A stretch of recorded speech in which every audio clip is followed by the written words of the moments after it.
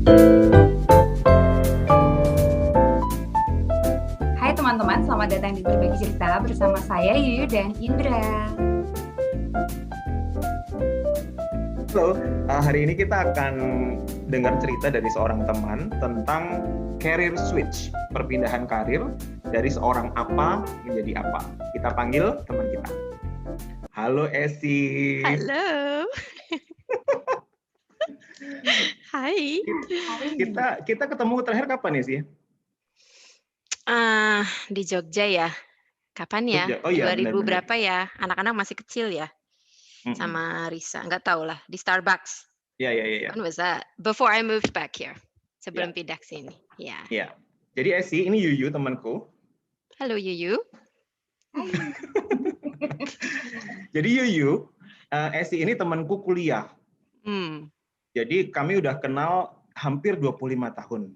Udah lama ya? Ya ampun, itu kalau anak umur manusia udah lulus kuliah loh itu. Iya, betul. Jadi kami sama-sama kuliah di Jogja, jurusan akuntansi gitu ya. Saya jurusan akuntansi, Esi jurusan akuntansi gitu. Nah, tapi hari ini kita akan dengerin ceritanya Esi tentang bagaimana akhirnya dia nggak bekerja di bidang akuntansi, tapi bekerja di bidang lain. Oke, jadi nggak cuma waktu kuliah tuh saya cukup dekat ya dengan Esi. Esi ini adalah sopir pribadi saya. Jadi kalau kemana-mana, dia yang nyetir, saya yang ikut karena saya belum Kamu bisa yang nyetir. navigator ya. Betul. Ada beberapa rahasia yang cuma Esi yang tahu lah waktu itu. Terus setelah lulus kuliah juga sama. Jadi kami sempat kerja di tempat yang sama ya Esi ya. 3 bulan doang. Di salah satu kantor akuntan publik. Nah, tapi habis itu Esi pindah ke luar negeri gitu ya. Terus di sana dia nggak tahu gimana caranya kok tiba-tiba udah nggak jadi akuntan lagi. Nah, boleh nggak Esi ceritanya gimana sih kok bisa dari akuntan gitu ya, kuliah di jurusan akuntansi, tapi kok sekarang justru mengambil profesi yang lain? Silakan Esi. Oke. Nggak tahu Indra ingat nggak ya dulu kalau kita bisakan kan kita dulu kan sama-sama teacher Ya. Research assistants, right? Kita tuh selalu ngobrol, enak nggak ya kerja yang hati kita bisa bantu orang, tapi kita juga dapat duit. Ingat nggak? Kita kan selalu ngomong begitu. Terus dan apa ya, salah satu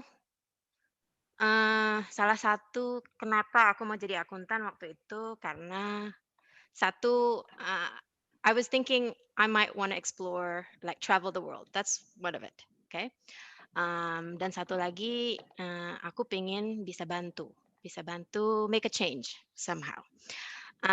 Oke, aku udah jadi akuntan, masuk waktu itu sempat kerja 2 tahun jadi public accountant. Tapi something was missing. I couldn't do it. I wasn't happy, you know.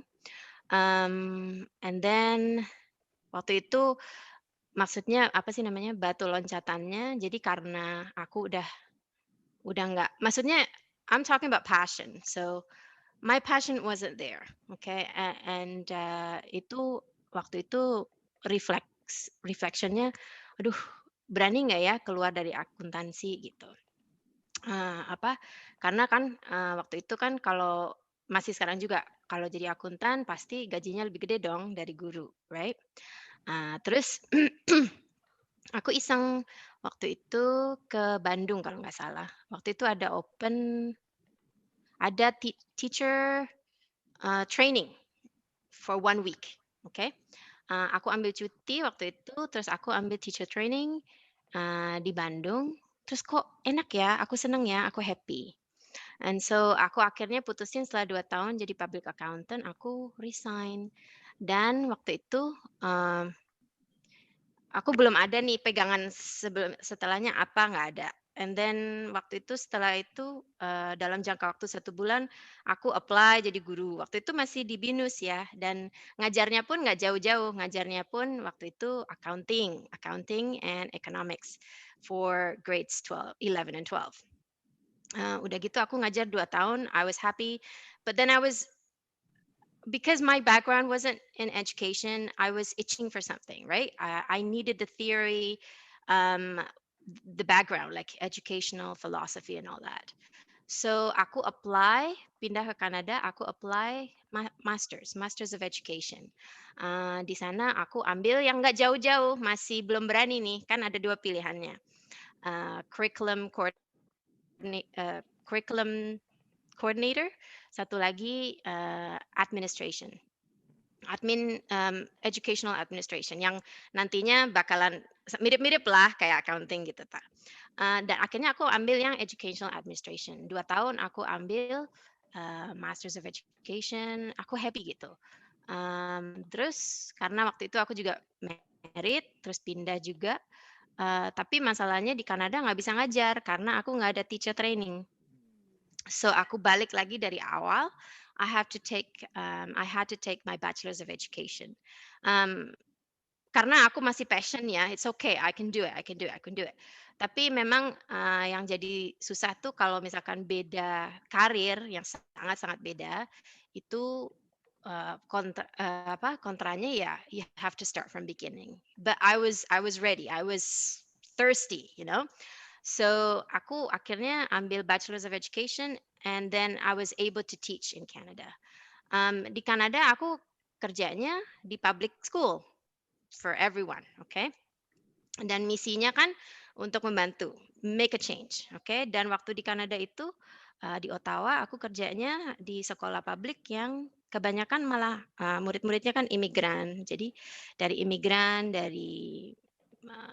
there's lots from Afghanistan, people from like North Africa and stuff like that too, many karena dan di situ aku merasa ada andilnya juga karena I was an immigrant, I wasn't white, you know, and so kids who saw me, they could see me. I was their role model, you know.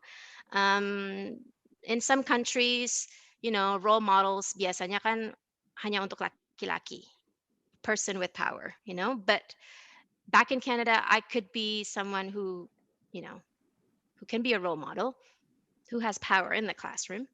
And girls see that. Girls saw that, and that made me happy. Okay. I don't know. Is that enough? But now I don't know. It's up to you. Let me know if you want to know anything else. But basically, because of passion, and I want to do something different, I want to be a part of change. That's the idea. And yeah, sampai sekarang berarti sudah berapa tahun ya? 2009 sampai sekarang, couple years now. And kalau misalkan aku ditanya accounting, itu sudah lupa. But if you want to ask me educational stuff, I'm there for you. But 3 tahun yang lalu kita ada kesempatan, kebetulan suami saya juga akhirnya menjadi guru juga gitu. Kita mau jadi teaching couple yang karena kita pingin travel around the world, we were thinking, okay, let's go to Malaysia, let's go to South Korea, you know, teaching places, different international teaching. Pas kebetulan dapat tawaran dari salah satu sekolah di sini di Indonesia, email dan katanya we need teachers from Canada and we need a teaching couple. So akhirnya bisa juga pulang ke Indonesia waktu itu 3 tahun yang lalu. Dan sekarang meskipun beda ya, misinya saya sekarang beda karena kalau sekarang saya ngajarnya nggak di public school. Saya ngajarnya in international schools yang kebanyakan muridnya kan dari orang tua yang berada gitu ya. They have loads of money, loads. But I feel happy. I feel that I can help contribute, make that change. Dan salah satunya gimana ya, anak-anak yang berada ini, saya tuh suka kalau di kelas tuh diskusi. We like to discuss a lot of things. We discuss about landslides. We discuss about like, do you know SDG? Yeah, so that's one of my curriculum. I want to use that SDG by 2030. We talked about gender equality. It's so amazing karena ada SDG itu, aku selalu ngambilnya gimana ya? I want these kids to eventually like contribute. We talk about environmental education, and we talk about a lot of things that I am passionate about. So it's different mission, um, teaching in a private school, but I hope to, you know, to make a change, to make contribution, and hopefully those kids can see beyond, their surroundings, like outside the reality. So that's what I love doing. I love doing that a lot. So, yep, that's mine. Aku tuh mau nanya, kamu seneng apa enggak? Tapi kayaknya kalau dengar kata-kata ceritanya Esi udah jelas lah ya Yu ya. Dia happy gitu. Senang lah, happy. Meskipun memang apa ya, terus terang waktu itu kalau kerja dari accounting memang capek. Tapi waktu aku nggak tahu kenapa ya, waktu aku terus pindah profesi jadi guru, capeknya tuh beda gitu. Karena mungkin every little thing, it's like, you've heard this. A teacher is not just a teacher, right? You can be the parent, you can be the manager, you can be a doctor, if you will. You can be the psychologist, right? Like all the emotional things that the kids are handling at that moment, and then you have to make sure, um, sorry ya, you have to make sure apa kalau ada masalah harus gimana gitu kan. Jadi a mediator, like everything compile into one. So by the end of the day, usually aku tuh capek banget, capek pikiran, capek emotional, not just physically, but like I'm done. By the end of the day, like I'm done. I need my space, Kayaknya waktu accounting tuh aku kayaknya, I don't know if it's true or not, tapi kayaknya aku lebih ke extrovert where I like to talk, but after I'm done teaching, after a full day of like constantly managing, I'm done. I'm an introvert now. I need to recharge. I need to have my space. So that's the difference, I guess. But yeah, but I do enjoy. I love it. Sorry. Gak apa-apa. Tapi kan ya sih, waktu di Kanada kan di public school, murid-muridnya kebanyakan imigran, dan di Indonesia kan di international school. Murid-muridnya adalah berasal dari orang yang tadi lot of money. Itu kan juga karakteristik yang berbeda ya. Ya imigran aku nggak tahu apakah mereka imigran orang tuanya sudah lebih dulu di Kanada dan mereka lahir di sana, atau mereka baru brand new immigrants. Kalau brand new kan berarti mereka tidak lahir, maksudnya pendidikan dininya mungkin masih belum masih generasi 1, iya. Ya, betul. Nah, jadinya kan harusnya ada perbedaan nih di dua sisi, anak-anak yang imigran dan juga anak-anak yang dari like crazy rich ini ya gitu. Sebenarnya iya, benar. Memang berbeda ya, kayak yang dari kalau waktu saya mengajar di public schools, fokusnya kan beda. Fokusnya lebih ke integrate mereka ke kebudayaan sekarang di Kanada.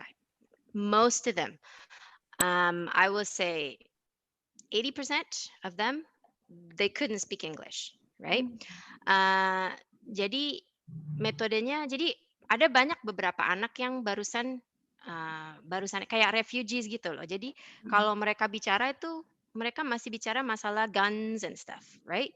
So apa ya? Jadi yang kayak saya bilang tadi kan, dalam posisi saya sebagai guru, ini guru SD ya, dan kebanyakan waktu itu muridnya masih kelas 6 SD. The role of female in the position, I'm not saying a position of power, but in the position of, what's the difference? I don't have power. Do you know what I mean? It's not because I have power, but for them, like for example, kayak yang barusan aja, misalkan barusan immigrated or yang barusan refugees itu yang biasanya kan ngelihat kayak, oh, Miss Essie, she's not white. A lot of the teachers in Canada, especially in Ottawa, they were white, okay? Like European race. But to have someone, that person of color, to handle a classroom, dan itu membuat mereka apa ya, istilahnya apa sih? optimistic in their future that they can do it. And I was an immigrant too, right? Dan itu waktu di sana aku juga sering gitu ngomong, di Indonesia itu seperti ini, sekarang di Kanada seperti ini gitu.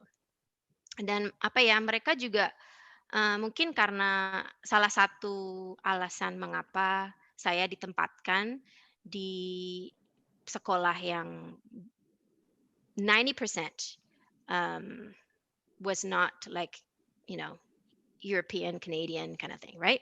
Itu karena mungkin secara politik seperti itu juga. Jadi mungkin mereka bisa lebih, murid-murid juga lebih terbuka karena mereka dari refugee kan, there's a lot of things, right? Emotional things or like, you know, thinking about war that just happened like couple months ago, right? So masalahnya itu.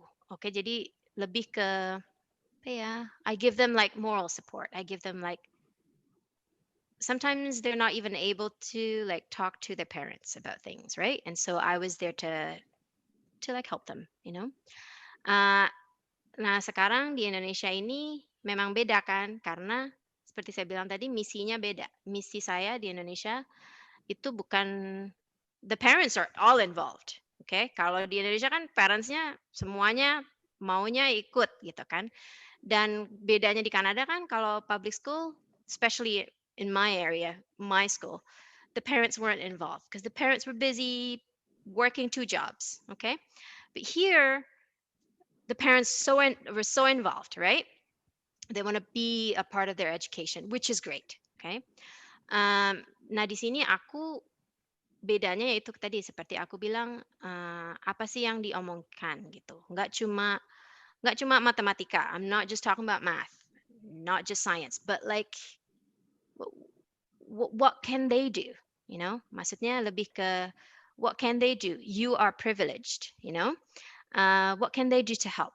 And so biasanya aku lebih ke like what can you do to help? What can you do to help the environment? How can you contribute, right? So that is my mission, and the fact that I'm using the IB curriculum. Do you know the IB curriculum? It's encouraging kids to apa ya, lebih ke curiosity, lebih ke IB inquirer. Jadi saya kasih apa, saya kasih tema, saya lebih suka diskusi juga sama mereka gitu.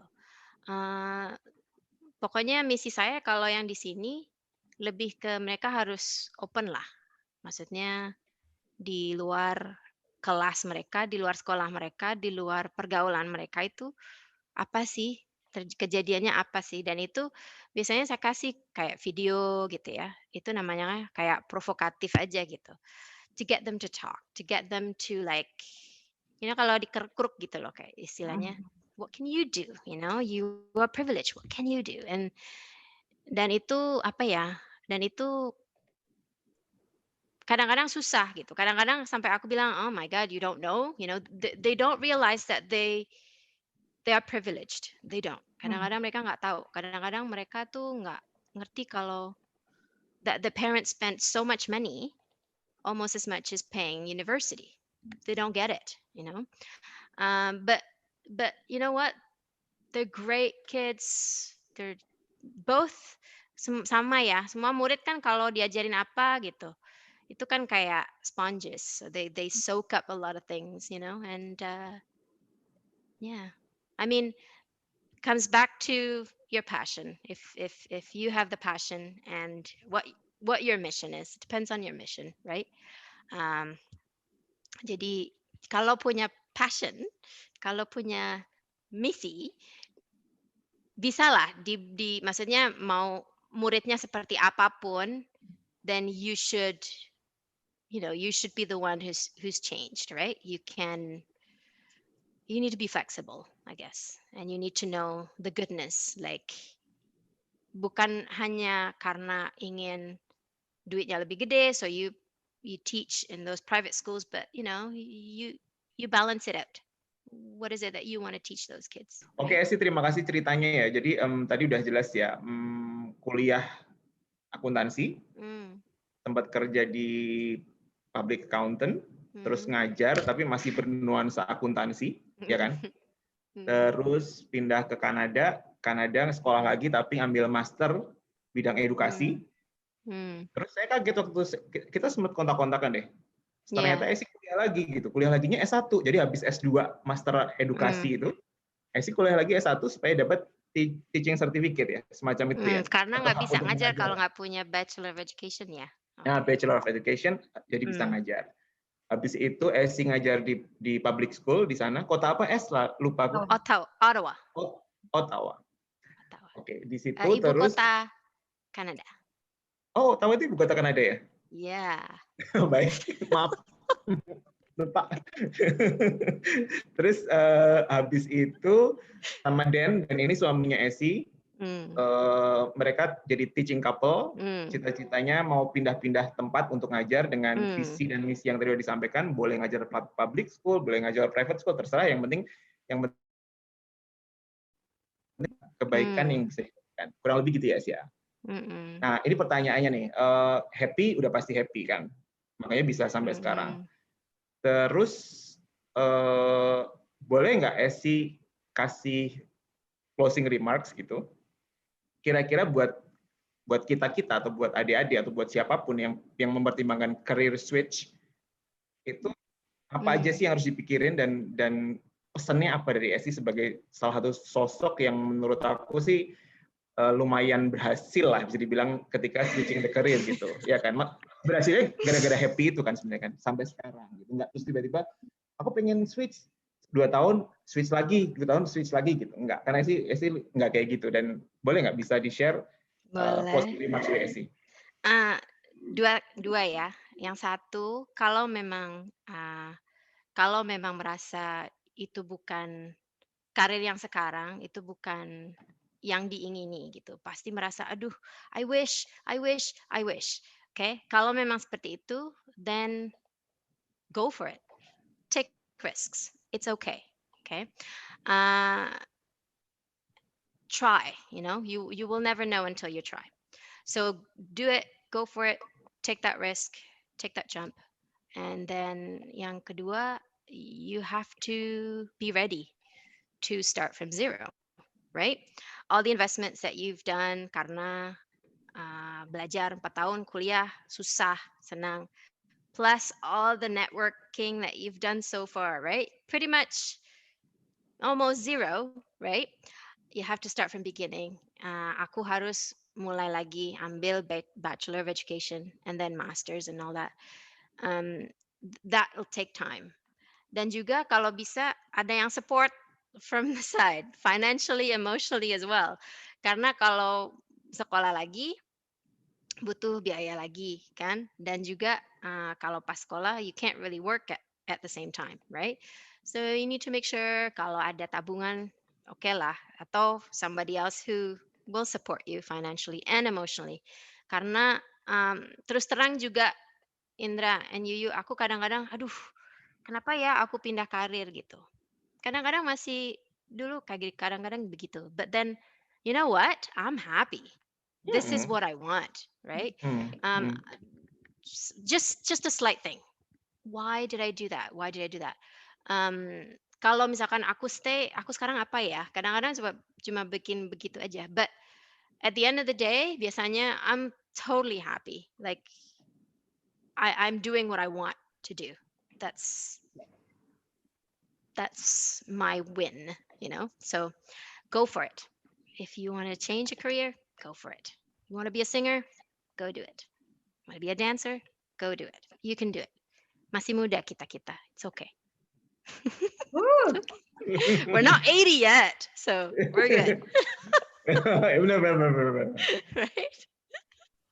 Oke, Esi, terima kasih banyak sudah berbagi cerita. Buat teman-teman, ini juga sekalian melatih kalian untuk memahami bahasa Inggris.